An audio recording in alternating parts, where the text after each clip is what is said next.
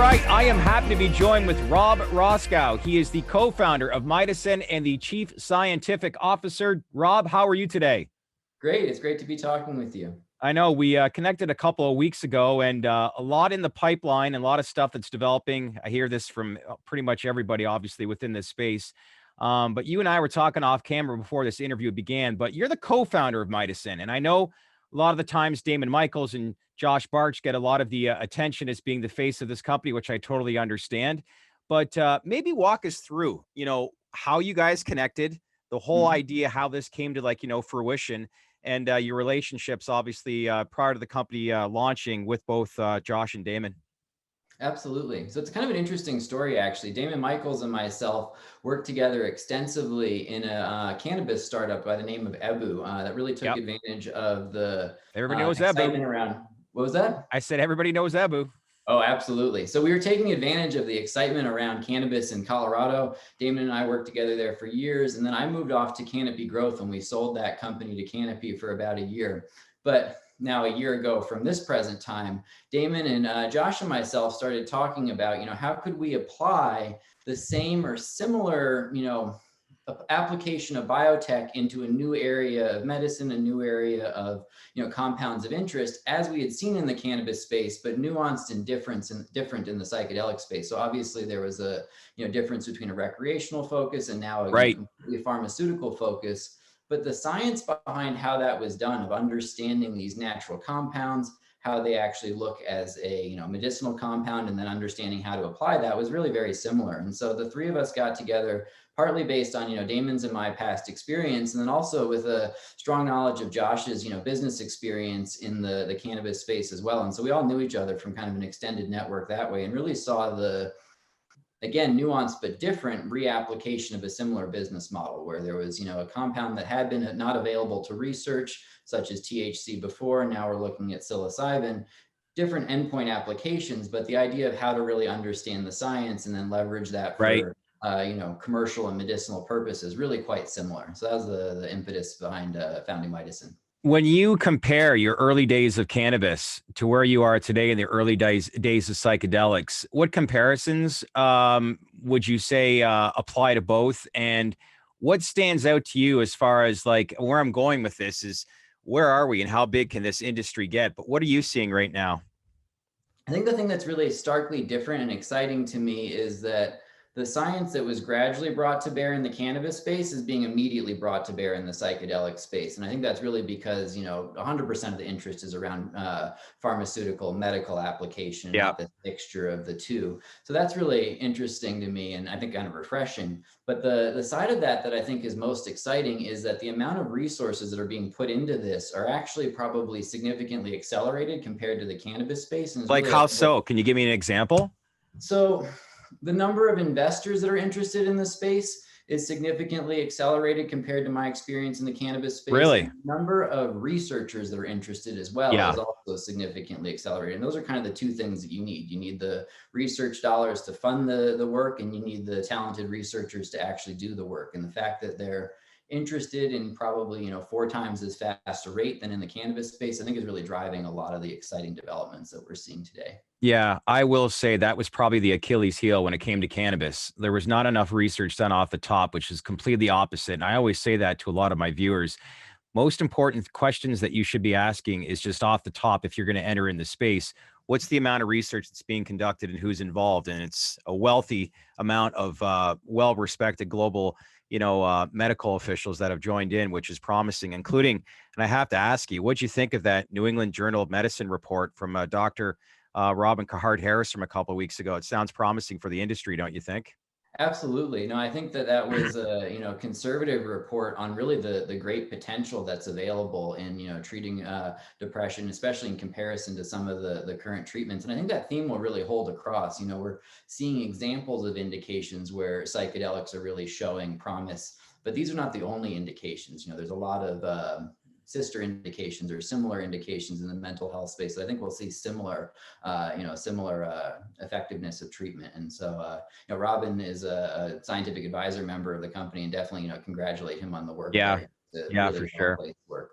So. Well, we talked about it off the top. It's been a busy couple of weeks within your pipeline. Mydecine is about to commence on a phase 2A clinical trial for psilocybin-assisted therapy for Yep. people suffering from post-traumatic stress disorder. So multiple international trial sites have already been selected. So where are we today with that? And maybe provide an update to my viewers on how things are progressing related to that.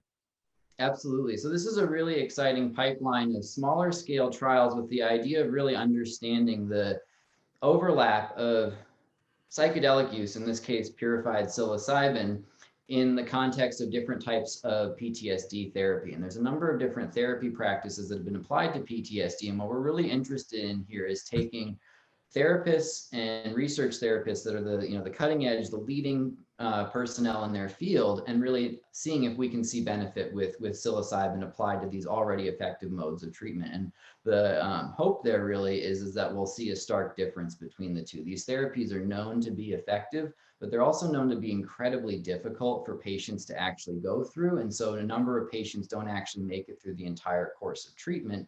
Therefore, a medication that makes it easier to go through treatment, makes it less time consuming to go through treatment, generally eases the process. We're really thinking that will massively increase the rate of people completing treatment and seeing long-term benefit from said. So do you mind me asking what that means? Like, as far as it being difficult before versus the changes now, what's the difference?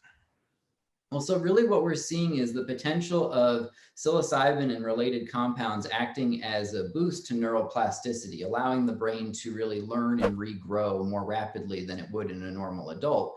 And so if you take that and then apply it during the course of therapy, the two really should work synergistically and allow the patient to see more benefit per therapy session, per bout of therapy, et cetera, and then therefore get more quickly to long-term relief and long-term status of care. So in the past, when people have not been able to follow through with the entire trial, like what's an example that you can give me that, backs, I guess, up that statement? Absolutely. So one of the VA hospitals, I believe it was on the West Coast, did a pilot trial where they were looking at all of their severe PTSD patients and saying that they know that this behavioral therapy works. So let's take our entire patient population and put them through this known therapy. They were only able to get about 13 to 15% of their participants actually all the way through therapy. The remaining, greater than 80% they were failing out or washing out of therapy earlier than the end course of the therapy because it was too difficult for them. It was causing too much anxiety. It was, Really? too difficult personally to go through. So they would stop treatment. And so it's this conundrum of knowing that if the patients go through the full course of treatment, Right. it'll likely be effective, but stewarding them through that course is very, very difficult for the therapist to do. I have to ask too, as you conduct these clinical trials, how is it as far as COVID-19 picking different trial sites? Because I'm sure if and when we get past this, there's going to be a lot of things that'll come a lot easier for you guys, but there's a lot of hurdles to jump through right now. But how do you get around that with all the travel restrictions that have been implemented globally? Yeah, certainly COVID is created a headache for, I think, all clinical trials globally. It's, physically hard to see patients in some locations currently, depending on the local virus rate. But this is something that we've seen from the beginning. Mydecine was founded during the COVID pandemic. So we've been planning this all, concurrently with the pandemic. Think about that, huh? It's sort of 5 years from now, think if we can get through that, like that's the promising thing when you look at the growth of the industry, given the times that the whole industry was born, right? But anyway, continue. Sorry. Yeah. So the way that we've been really sort of, I would say, guarding against this risk is by having clinical trials in a number of different locations. Our view is that we're not going to see pandemic levels incredibly high at every one of those locations at the same time. And so by having a mixture of locations spread around the world geographically, it's somewhat of a risk aversion measure that way. Similarly, by running smaller scale trials, specifically around the PTSD example that we're talking about now, it allows us to have fewer points of contact with fewer patients, which makes it easier to deal with in a quarantine or semi-quarantine type environment. Much larger scale trials are more logistically difficult to run right now than smaller. Makes sense.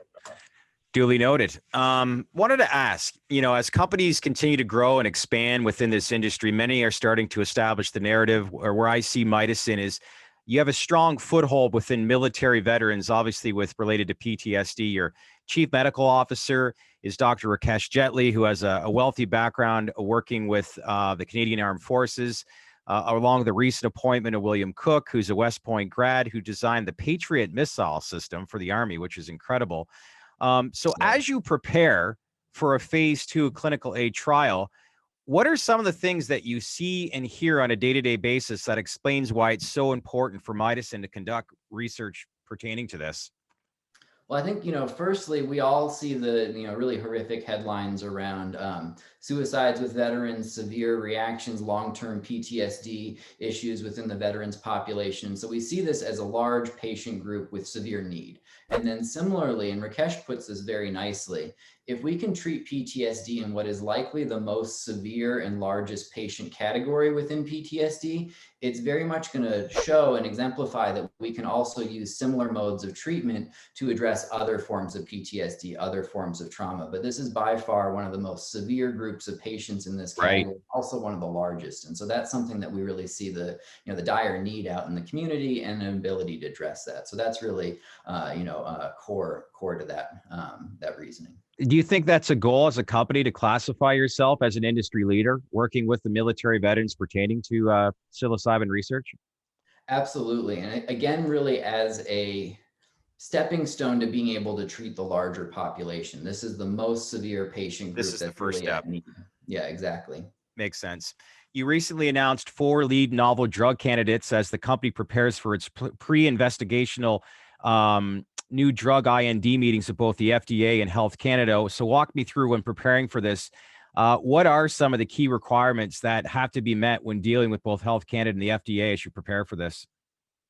Absolutely. So really the benefit behind naming our drug pipeline is it gives a framework to explain publicly what we're actually doing behind the scenes. What are the steps that we're taking at the FDA, the steps that we're taking with Health Canada, and the steps that we're taking to secure intellectual property rights around the same programs and actually to do research. So it gives us a really nice calendar or framework to describe these, the work that we're doing into. And so what this looks like, if you think about MYCO 001, which is our purified psilocybin product, what we're currently doing is making sure that we have all the data that's necessary to support a commercial IND filing and then going through that IND filing process currently. And this is the same thing that we'll be doing for the next products in the pipeline, the same for 002, 003, and 004, et cetera. And the reason that these are laid out in a pipeline as they are is that they're basically time staggered in the amount of time that it's going to take to go through some of these regulatory stages, et cetera.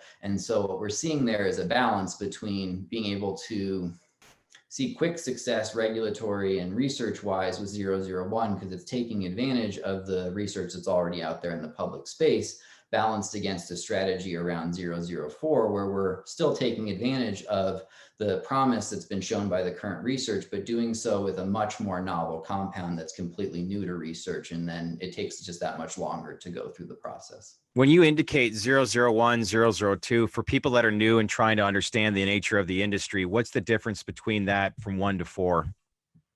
So really, this is a stepwise strategy of taking the promise of psilocybin and then adding in better medical benefit. And so what we see is 001 again is just purified psilocybin, as has been seen in the clinical trials to date. 002 is a complementary medication that is basically an entactogen, so similar to MDMA, but with reduced harm compared to MDMA itself. And then if we look on to 003 and 004, these are really where the company starts to have patent protection over its drug pipeline. And 003 is really designed to take the potential in 001 and remove anxiety specifically as a side effect. If you think about PTSD specifically, like we were just talking about, and the use of psilocybin during that therapy, you can imagine that some patients are going to have a severe anxiety reaction during Right.